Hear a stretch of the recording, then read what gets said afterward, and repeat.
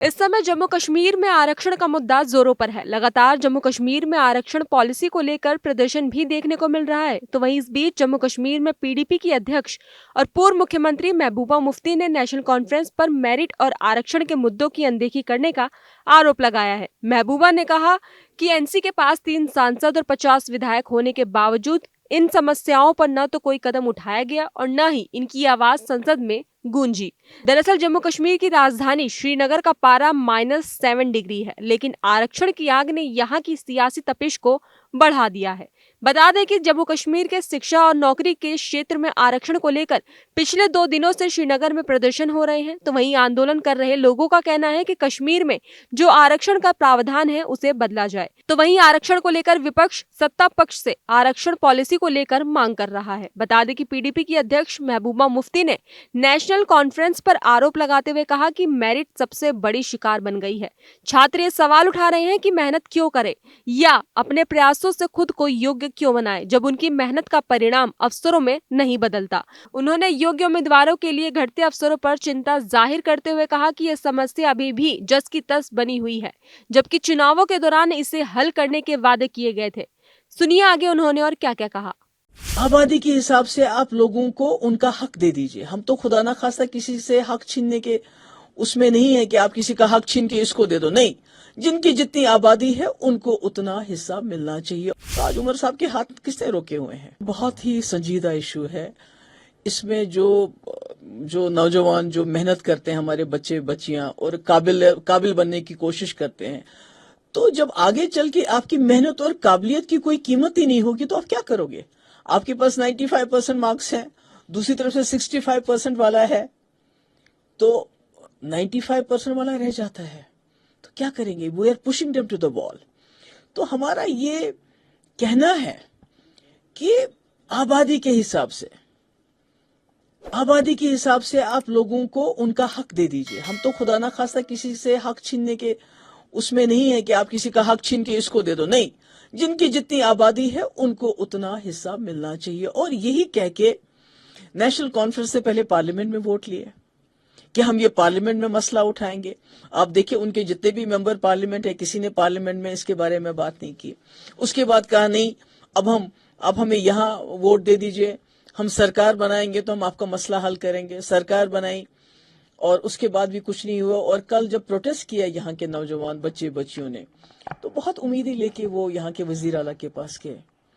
तो उन्होंने क्या कहा? उन्होंने कहा 6 महीने इंतजार करो। क्यों?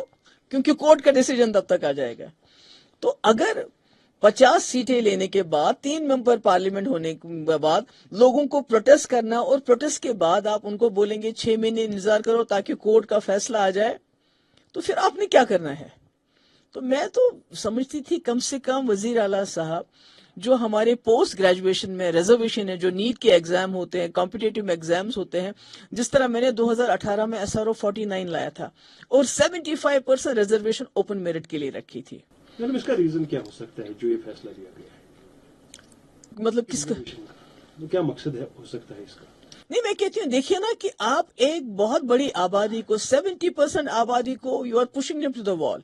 आप उनको दीवार के साथ लगा रहे हैं। उनकी मेहनत, उनकी मशक्कत, उनकी काबिलियत को इग्नोर कर रहे हैं, तो वो कहाँ जाएंगे? और आपने सही कहा कि यहाँ 30 साल से हालात खराब रहे हैं। नौजवानों के पास कोई एवेन्यूज नहीं है, प्राइवेट जॉब्स हमारे पास अवेलेबल नहीं है, सरकारी जॉब्स हैं, पोस्ट ग्रेजुएशन है, जो भी है उसमें अगर आप उनको 70% को 30% देंगे तो उसमें क्या होगा उनका? तो मैं समझती हूँ बहुत ही ये संजीदा मामला है।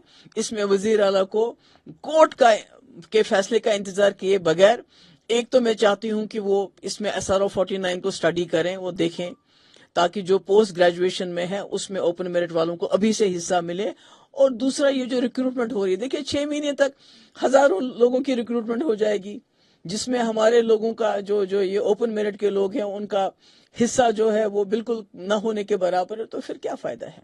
मैडम, इसकी जो नजरसानी है वो कौन करेगा? लोग चीफ मिनिस्टर के पास जाए या गवर्नर के पास जाए? नहीं, ये तो देखिए ना, वजीर आला के हाथ में सब कुछ, वजीर आला के हाथ में सब कुछ है। जिसके पास 50 MLA हो, मेरे पास तो 50 नहीं थे, मेरे पास तो 28 थे। मैं तो बीजेपी के साथ सरकार बना रही थी, पर उसके बाद भी मैंने जुर्रत की, میں نے اس وقت SRO 49 لایا اور 75% میں نے اوپن کیٹیگری کو دے دیا. تو آج عمر صاحب کے ہاتھ کس نے روکے ہوئے ہیں؟ لیکن وہ تو کہہ رہے ہیں کیونکہ یہاں بزنس رول کا ایشو ہے. نہیں، یہ تو دیکھیے نا، کہنے کو تو بہت کچھ کہہ سکتے ہیں، کہنے کو تو بہت کچھ وہ کہہ سکتے ہیں. تو میں سمجھتی ہوں کہ اگر ایک وزیر اعلیٰ 50 ممبر ہونے کے باوجود، 3 ممبر پارلیمنٹ ہونے کے باوجود بھی مطلب لوگوں کو ریلیف نہیں دے سکتے ہیں، لوگوں کو ان کا حق نہیں دے سکتے ہیں، تو پھر کیا فائدہ؟ بتا دیں کہ PDP ادھیکش نے CM عمر عبداللہ سے آگرہ کیا ہے کہ وہ عدالت کے فیصلوں کا انتظار کرنے کی بجائے خود اس سمسیا کا سمادھان کریں.